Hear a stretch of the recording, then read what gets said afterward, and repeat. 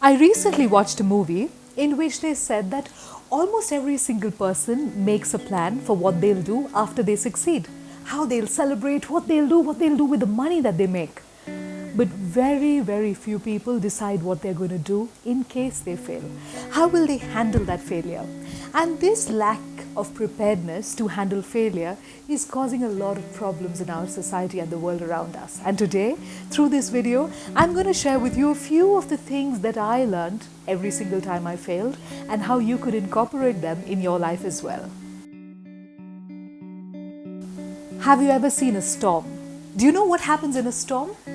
The tallest trees, the strongest trees, the ones that you think are going to be able to withstand the storm, sometimes are the ones that as soon as the storm comes, they cannot take the force and they die. They fall and they die and the storm passes. And you know what happens to the smaller shrubs, the plants, the small, flexible little plants that were around? The storm comes, they bend, they twist and they turn and they bend. They almost respect the storm, they pay it homage as it passes, and once the storm passes, slowly they come back to life, they stand up again. Why am I sharing this observation? I'm sharing this observation because it is true of so many people around us. In my life, I've seen a lot of students who are amazing students. They peak early in life, they're A graders, they do well in academics, they do well in sports. And the first time they encounter failure, the first time they encounter a difficult situation, they feel so inadequate. They're just not prepared to handle that. And then they immediately crack, buckle, and fall. And what happens to the backbenchers? The backbenchers are the ones who are adept at handling failure. They're the ones who know how to twist and turn, and they're the ones who know how to contort themselves in so many different ways that they know how to handle every situation around. And these are the guys that sometimes are more perseverant. They are the ones they manage to persist and work and fall and stand up over and over and over again. And they are the ones who make it big in life. Why am I telling you this? I'm telling you this because today, in the world around us, we realize that there are a lot of people who have everything going for them. And at the first chance of failure or at the first time that they do not succeed, they crumble like a bag of pebbles. And the ones who have nothing going for them, the ones who know how to fight adversity after adversity after adversity, are actually the ones that actually make it big in life. Today I'm going to tell you about some of the mindsets that these people have that set them apart from the ones who don't know how to deal with failure, and the mindsets that they use every single time they fail in order to propel themselves up to bigger heights. Let me start now. Number one, they accept a mistake, they accept a failure, they accept when they mess up. You know, one of the easiest things in the world is to be in a world that's an illusion, is to live in a little bubble. It's fine, things are good, things are fine around here. The moment you start making your peace with something that may not be going right, you are on the path to make it correct. So the first thing that people who end up being successful, who end up learning from their failures or their setbacks, are the ones who accept what they've done or who accept the situation around them. The second thing that these people do is they change the words in their head.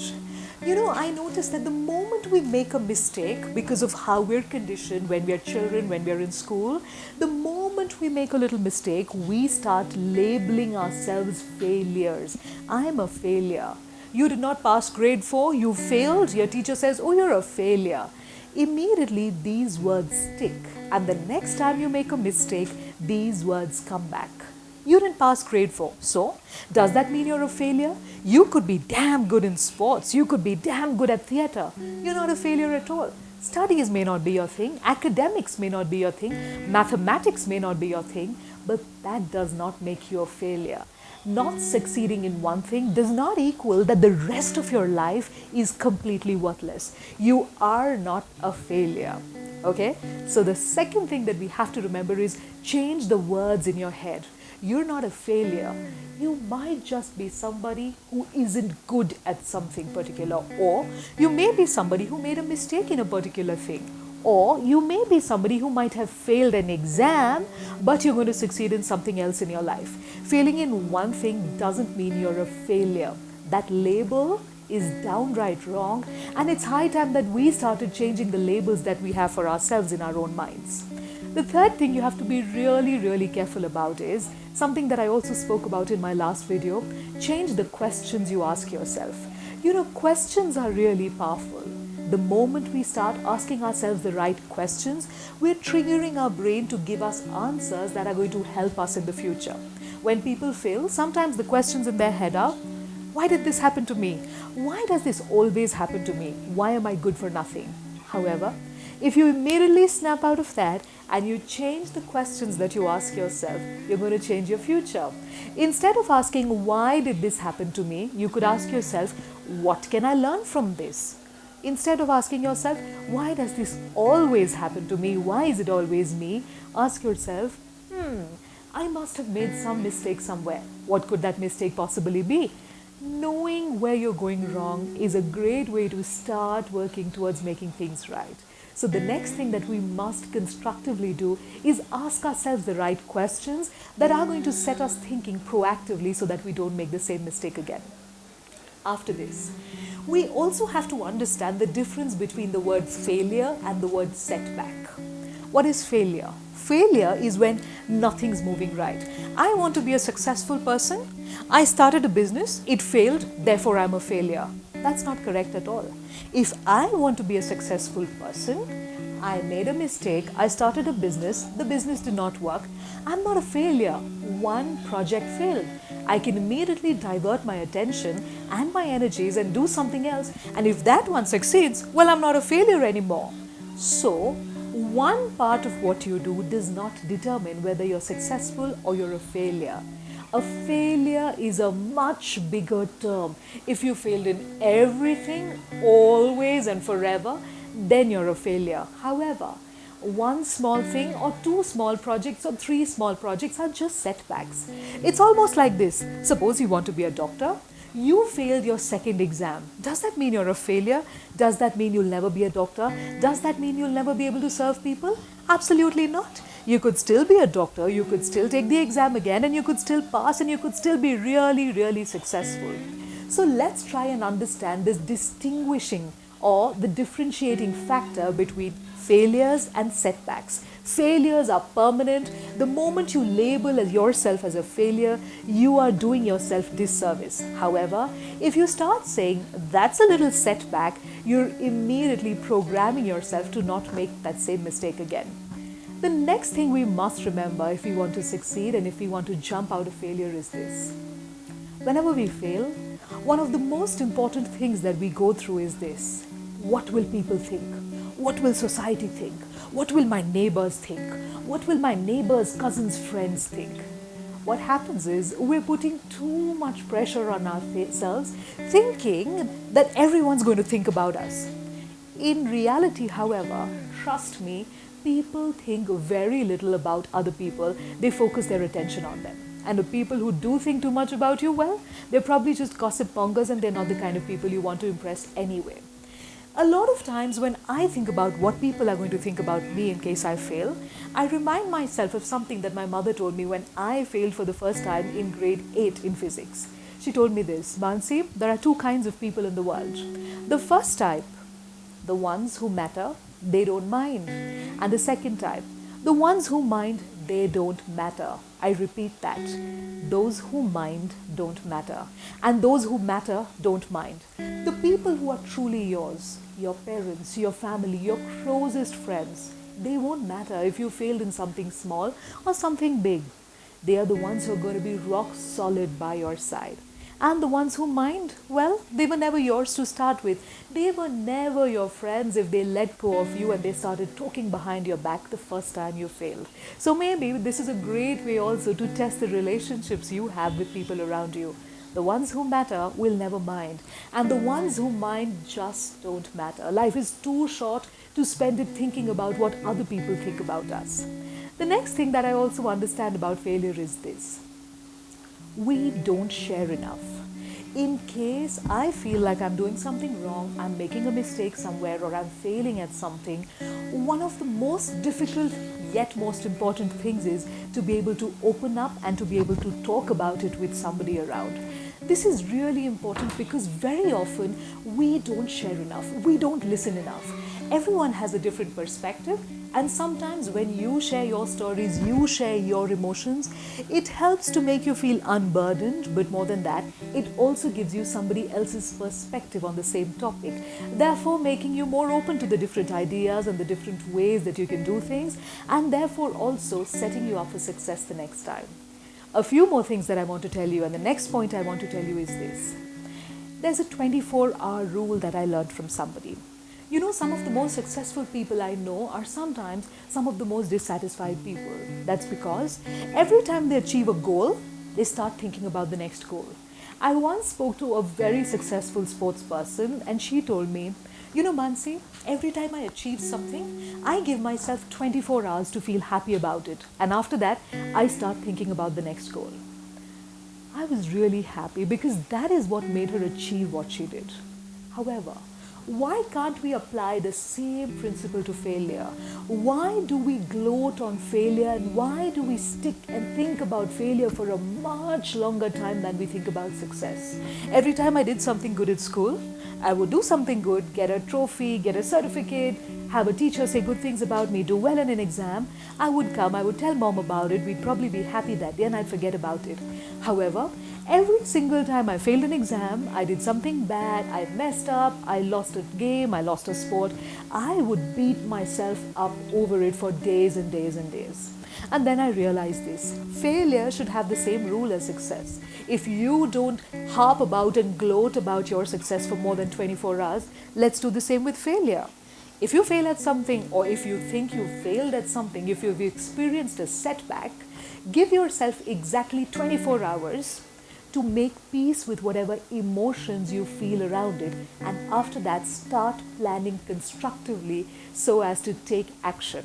That's going to change a lot of things. Give yourself 24 hours to process all the information and all the emotions that you may feel around it, but after that, let go. Start thinking about the future, start thinking about what you're going to do next, because that is really the energy and the enthusiasm that keeps you going. And my last and probably the most important point of them all, let's normalize failure. As a species, as a group of people today, each one of us talks a lot more about our successes than our failures. Look at social media, for example. So many people share stories of what they did well. So many people put up certificates and trophies and badges and medals. However, how often do they actually share the struggles they went through? How often do they tell you stories about the times they failed miserably, about the times they felt terrible? Very few people do that. Let's normalize stories of failure. Let's talk about failure, because the more we talk about the failure, the more we make it common knowledge. And the more common it seems, the more people will share about failure and about struggle openly. And that's going to change a lot of things. Now, for the first time ever, I'm going to share with you my grand failure story. In 2010, I started my first real venture. I started an event management company called Shine Events. This was before the word startup was really cool, so I did not even know what it was. It was just a small company. Within a year, in spite of all my enthusiasm and my hard work and all the dedication I put in, I realized that things were not going well. The first thing I did was I genuinely sat down with a pen and paper, and the moment I was aware that there was a problem, we were not getting the right kind of clients, we were not doing as we would have wanted to, I sat down to write what was going wrong. So the first thing that I did was I accepted that there was a problem. After that, the moment I managed to accept there was a problem, I asked myself, am I a failure?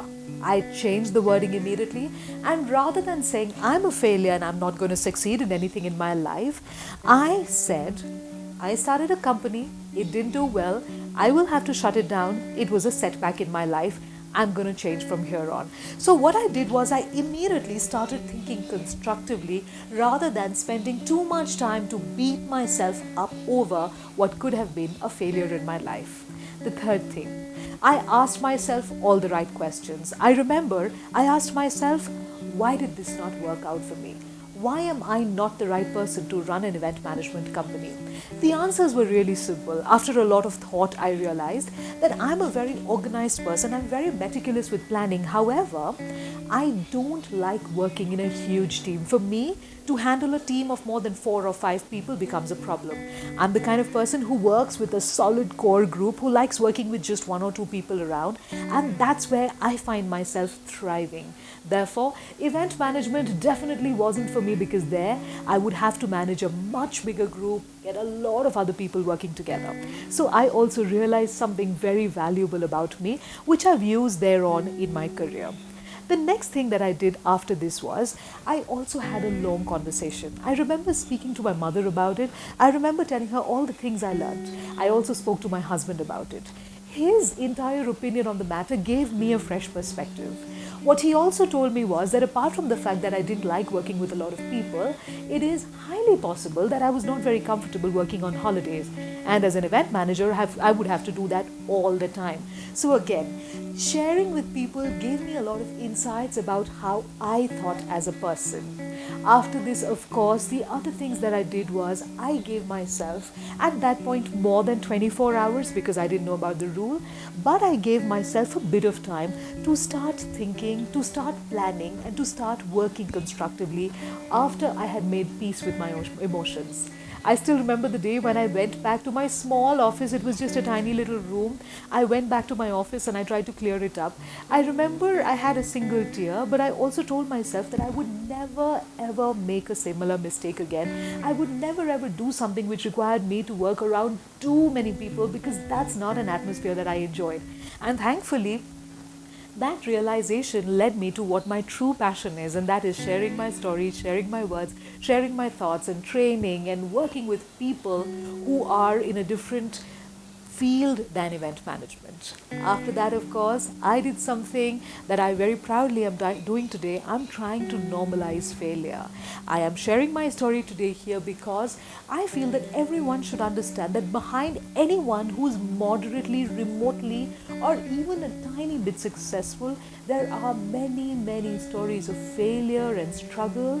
And today, just the fact that I've been able to find what I'm passionate about is because of the fact that I had that failure early on in my career.